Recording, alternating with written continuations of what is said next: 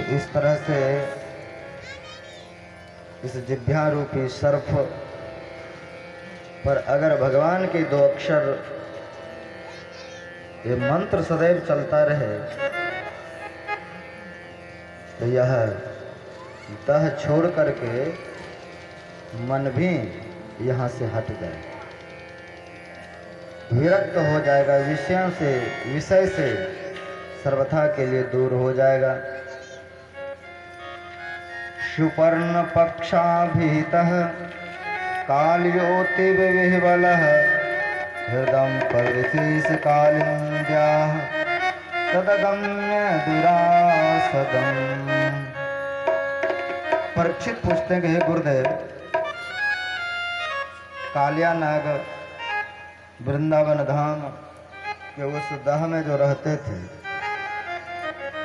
तो गरुड़ आकर के उसको वहीं क्यों नहीं खाता था?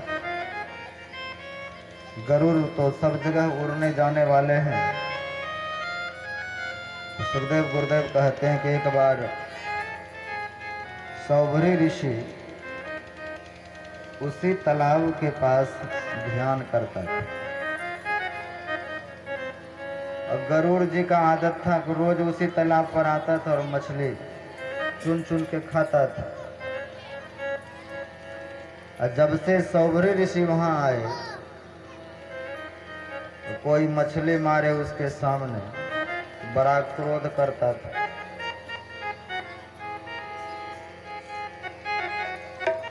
और वह गरुड़ माने नहीं। एक बार सौभरी ऋषि ने भयानक श्राप दे दिया, गरुड़ आज दिन के बाद अगर इस दह की तूने मछली खाए तो तुम्हारी मृत्यु हो जाएगी। इस डर से गरुड़ जी उस काली दह पर नहीं जाते। और यह जब सुना कालिया नाग ने तो पूरी दुनिया छोड़ करके उसी दह में घुस के रहने लगा, डर से कि यहाँ गरुड़ जी नहीं आएंगे ना मुझको खाएंगे।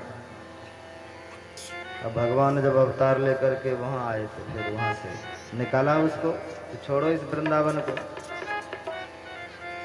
और उसी सरोवर में सौभरी ऋषि पानी में प्रवेश करके ध्यान करता था। होता है ना, दीक्षा ले लिए, दीक्षा लेने के बाद कोई तो एकांत में बैठ गया, अब सत्संग से क्या करना है। संसार में सत्संग और ध्यान दोनों जरूरी है। जैसे भोजन और पानी दोनों जरूरी है। अग्नि है तो हवा की भी जरूरी है। बिना हवा के अग्नि नहीं जल सकती। हवा है इसलिए अग्नि का अस्तित्व है। हवा मिट जाए तो अग्नि भी मिट जाएगी। तो ध्यान अगर अग्नि है तो सत्संग हवा है। हवा बहेगी तो अग्नि जलेगी। ध्यान अगर भोजन है तो सत्संग पानी के तरह बचाता है। किसी एक को नहीं पकड़ना है। इसलिए गुरु महाराज ने कहा सत्संग नित और ध्यान नित। तो सौभरी ऋषि ने क्या विचार किया, सत्संग में क्या जाना बैठ के सुनने के लिए, डायरेक्ट ध्यान ही कर लेते हैं एकांत में रह कर। तो साधक जब अकेला रहने लग जाता है तो दो ही चांस है, या तो बनते बनते खूब बन जाएगा या बिगड़ते बिगड़ते बिगड़ ही जाएगा। क्योंकि अक्सर अकेले में राम और काम दोनों आता है। अभी सब बैठे हैं बीच सभा के मध्य में, कोई कामातुर नहीं होता है। कामातुर तभी होता है जब आदमी अकेला विक्षिप्त हो जाता है। इसलिए सत्संग जरूरी, ध्यान जरूरी है। संग के बीच में करें। 10 के बीच में करेंगे तो कमजोर भी ध्यानी है तो बगल वाले के प्रभाव से उसमें भी ऊंचाई आएगी, उसमें भी सुधार होगी। जैसे यहाँ हम लोग बैठे हैं, हम ही हैं। अगर हम ही को कहे 5 घंटा आप बैठे रहिए तो मैं नहीं बैठ सकता। लेकिन आप सब हैं बैठे हुए, 8 घंटा भी बैठना पड़े तो हम बैठ लेंगे।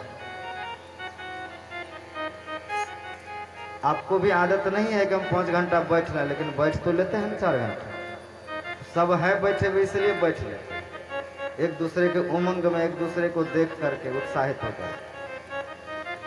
तो ध्यान और सत्संग दोनों संग का चीज है, इसलिए ध्यानाभ्यास की व्यवस्था होता है, सब मिल करके ध्यान करे। कमजोर साधक भी उसमें ऊपर उठता है।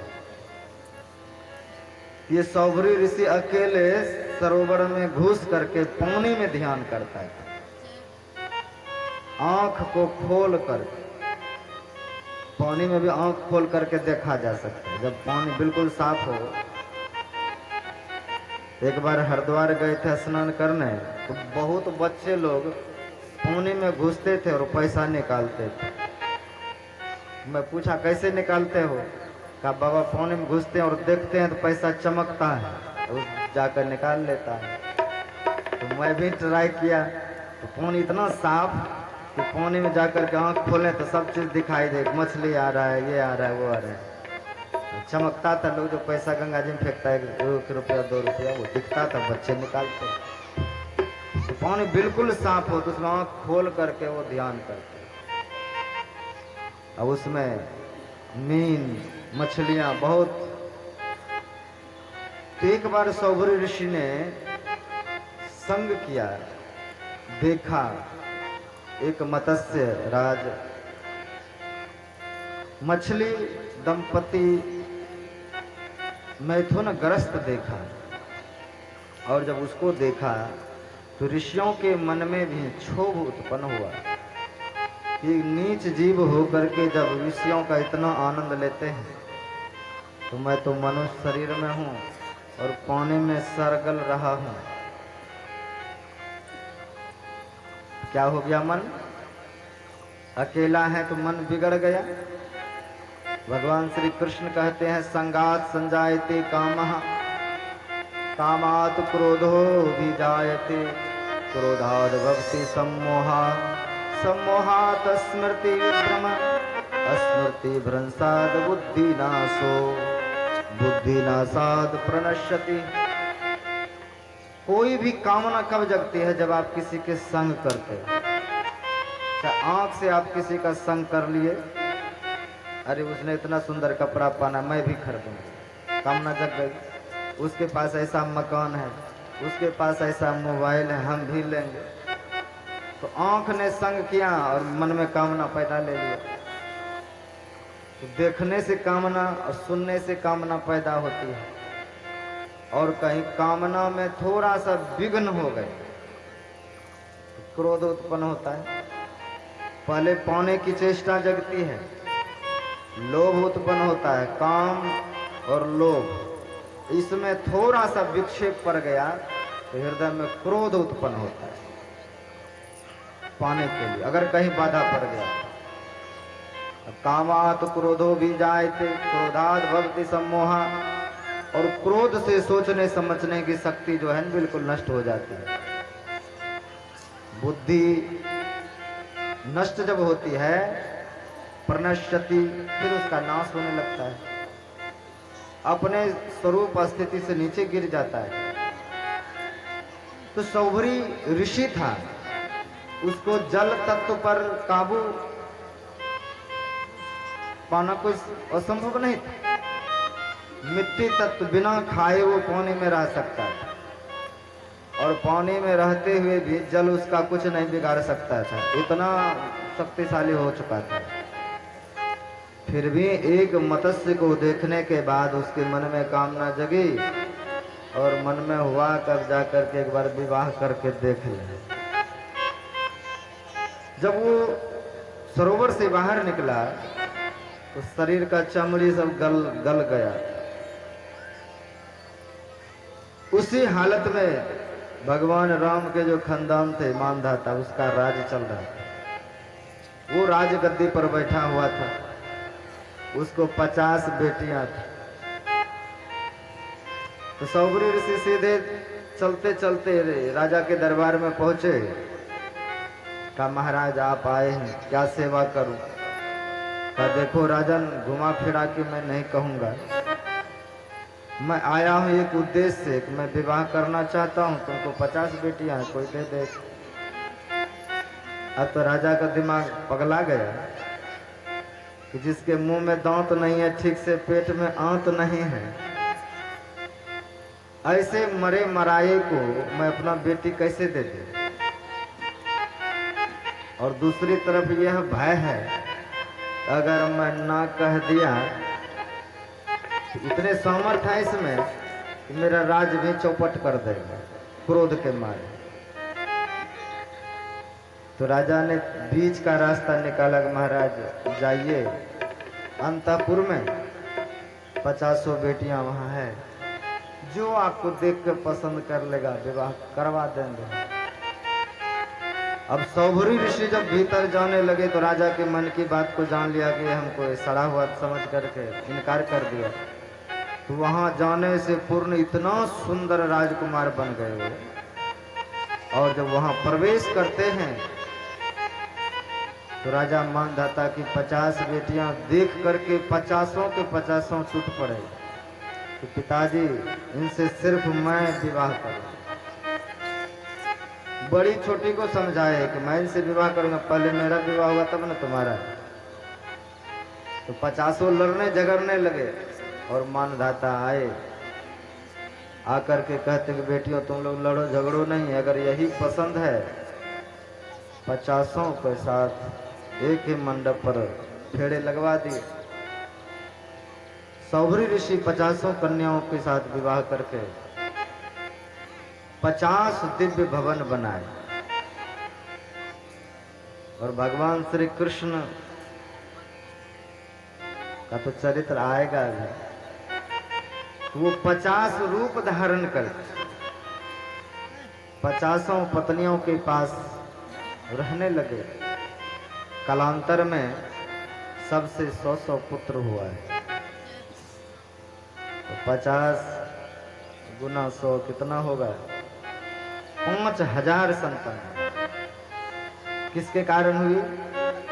एक मछली को कामातुर देखने मात्र, वो तो तपस्या करने गए। इसको कहते संग, आंख से संग किया पूरा जीवन ही बदल गया। तो जब उनके इतना 5000 संतान हो गए, फिर उनके विवाह, फिर उनके बच्चे, कितने बड़ी घनी आबादी वाला बस्ती बन गया कुछ ही दिन में। तो एक दिन अचानक उसके पत्नी जब आते हैं उसके पास तो कहते हैं कि देवी मेरा तो संध्या काल का समय है, अभी तो ध्यान करने का समय है। कहा आपको अभी ध्यान करने का होश आया है? देखते कितना बड़ा नगर है, ये पूरा नगर आपके ही बेटे और पोते का बसा हुआ है। इतना दिन से आप कहाँ थे? खो गया था विषयों में, तब को छोड़कर और संसार बसा लिया था। होश आया तो मैं कहाँ खो गया था, कहाँ गिर गया था।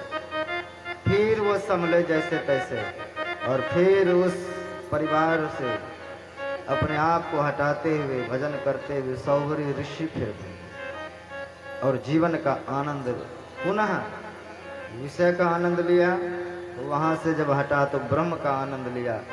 एक छोड़ा फिर दूसरे को पकड़ा तुरंत। तो कहते हैं मन के कारण रामचंद्र जी गए गुरु के पास, फुसर फुसर से भक्ति नहीं, कह गए पलटो से। मन को सुधारने के लिए गुरु की जरूरत है। मन को सुधारने के लिए ही भगवान राम अपने गुरु के पास गए। कहा जैसे तैसे भक्ति नहीं, अगर हम विषयों को भोगते तो भोग लें पहले, लेकिन भजन को पकड़ें। सौभरी ऋषि खोया जरूर, लेकिन खो करके जब निकला तो पूरे के पूरे निकल गए। ययाति राजा बेटे का उम्र लेकर के विषयों को भोगा, लेकिन जब वहां से निकला तो महान धर्मात्मा बने। इसलिए संसार में ऐसा नहीं कि कोई कलंकित ना हो, क्योंकि संसार काजल की कोठरी है। यहाँ प्रत्येक पर कोई न कोई कलंक लगेगा। तो क्या कलंक के पीछे ही पड़े रहेंगे? इसी के लिए रोना धोना करेंगे कि यहाँ से आगे भी निकलना है। एक से एक कलंक इस धरती पर आए, लेकिन भजन ध्यान करके वो महान पवित्र बन गए। इसलिए कहा दाग दाग मत कर, सभी दागदार है और बेदाग केवल परवरदिगार। इस धरती पर सभी दागदार हैं, कोई दूध के धुले हुए नहीं है। कोई कम है, कोई ज्यादा है, कोई प्रगट है, कोई अप्रगट है, लेकिन दाग सब में है। इसलिए दाग भीतर से छुड़ा लीजिए, फिर कभी दाग ना लगे, तो वह दाग परमात्मा की भक्ति से मिटेगा। और उस भक्ति को करने के लिए हमको अंतर्मुखी होना पड़ेगा। तो यहाँ पर कालिया दह से निकालने का प्रसंग है। हम अपने मन को भी इस दह से निकाल करके ऊपर उठा लें, हृदय रूपी दह को पवित्र कर लें, इस विषैले नागों को यहाँ से निकाल दें। ये मन ही नाना भांति के विषयों का चिंतन करता हुआ नवों द्वारों में विषय को फैलाता है। तो इस काली दह से कौन निकाल पाएगा? और जिसकी जिह्वा पर सदैव गुरु मंत्र चलता रहेगा, वही एक दिन यहाँ से हटा पाएगा। इस तरह से सुखदेव गुरुदेव कहते हैं कि प्रलंबासुर का नाम राक्षस आया, उसका भी उद्धार किया। और रात्रि में उसी काली दह पर सभी वृंदावनवासी भगवान श्री कृष्ण और बलराम सोए। रात्रि में अचानक आग लगी, और आग लगी तो कहाँ जाए भाग करके? एक तरफ तो दह है, दूसरी तरफ जंगल में आग लगी हुई है। भगवान रात्रि में ही सोते हुए सबको उस अग्नि से बचाने के लिए भगवान शिव ने तो जहर पिया था, उसने अग्नि को आकर्षण करके सबको पी गया, अग्नि का पान कर। कृष्ण कृष्ण महाभाग हे रामामित विक्रम, एस घोर तमावरहि तावकान गरसते ना। उनसे सबको बचा करके वहां से ले गया। प्रलंबासुर आदि का उद्धार किया भगवान ने पांडव वट में। और आगे चल के वर्षा ऋतु का वर्णन आया है कि वर्षा ऋतु में जिस तरह से घन घमंड नभ गरजत घोरा, आकाश में कितने जोर से बादल दमकते हैं, दामनी दमकते हैं, दामन दमक रहन घन माही, खल के प्रीत जथा थिरना। जिस तरह से आकाश में दमकने वाले दामनी इतने प्रचंड प्रकाश करता है, वो प्रकाश करते करते मिट जाता है। कहते उसी तरह से दुष्ट का प्रेम जो है वह बादल में चमकने वाले बिजली के समान है, चमका भी नहीं कि बुझ गया। घन घमंड नभ गरजत घोड़ा, ये घमंडी मेघ कितना गरजता है। बुंद अगात सहे गिरी, कैसे आसमान से गिरने वाले बूंद के आघात को पर्वत कैसे सहते हैं। कहा जैसे दुष्ट के वचन को संत सह लेते हैं। तो सब तरफ से वर्षा ऋतु का वर्णन आया। उसके बाद वहां की जो कन्याएं थी, भगवान श्री कृष्ण को पति रूप में पाने के लिए एक सुंदर सा व्रत रखते हैं।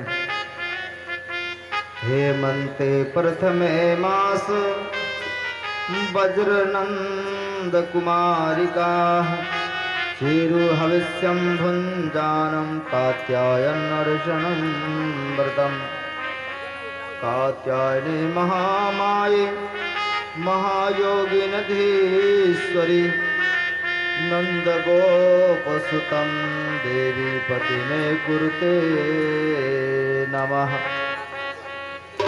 कहते गोपियों ने भगवान श्री कृष्ण को जो पति रूप में पाने के लिए व्रत किया था, उनमें से ये मंत्र है। कात्यायनी महामाये, कहते हैं जिस कन्या के विवाह में अर्चन हो, वह नियम से अगर इस मंत्र का कुछ दिन निष्ठापूर्वक जप करे तो वो उसका विवाह आसानी से हो जाता है, क्योंकि इसने इसी मंत्र से भगवान श्री कृष्ण को पति रूप में प्राप्त किया था। कात्यायनी महामाई महायोगिन धीश्वरी नंद गोपसुतं देवी पति में कुरुते नमः। इस तरह से भगवान कृष्ण को मनाने के लिए, पति रूप में पाने के लिए व्रत किया। और वो गोपियां कोई बड़ी बड़ी नहीं थी, भगवान ही मात्र 6 साल के। ये कन्याएं जो थी 6 साल 7 साल 5 साल इतने ही छोटी छोटी बच्चियां थी, कुमारिका। तो भगवान वृंदावन में मात्र 7 वर्ष ही रहे।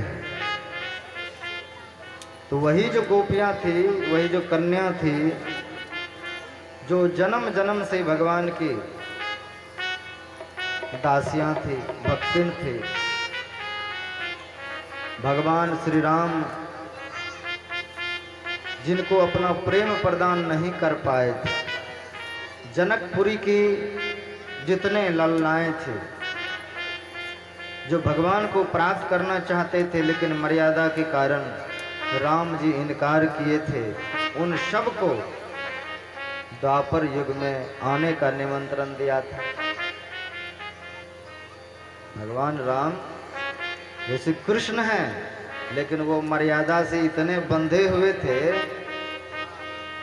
कि दूसरा विवाह नहीं कर पाए, तो मर्यादा का स्थापना के लिए आए थे।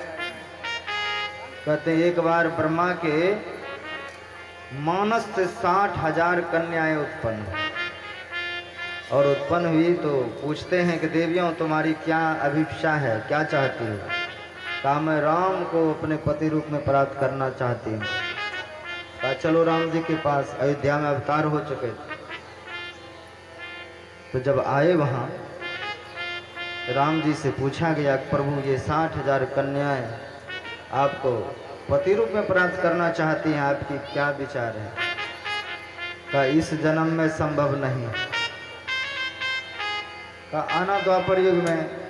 तो कन्याएं कहते नहीं महाराज, हम द्वापर युग तक इंतजार नहीं कर सकते, इसी जन्म में राम रूप में ही आपका प्रेम चाहिए। का राम रूप में अगर प्रेम चाहिए, या तो हमें बदलना पड़ेगा या तुमको बदलना पड़ेगा। का हम ही लोग बदल जाते हैं, लेकिन प्रेम चाहिए। सभी गोपियों को आदेश दिया जाओ सरयू के किनारे पेड़ बन जाना, दंड कारण में जाओ लता पता पशु पक्षी बन जाना, तुम सबको हम उसी समय प्रेम प्रदान कर देंगे। तो भगवान राम जब छोटे थे 5 वर्ष के, सरयू में स्नान करने जाते थे, तो पेड़ को छूते उस पर चढ़ते तो ऊपर से छलांग लगाते।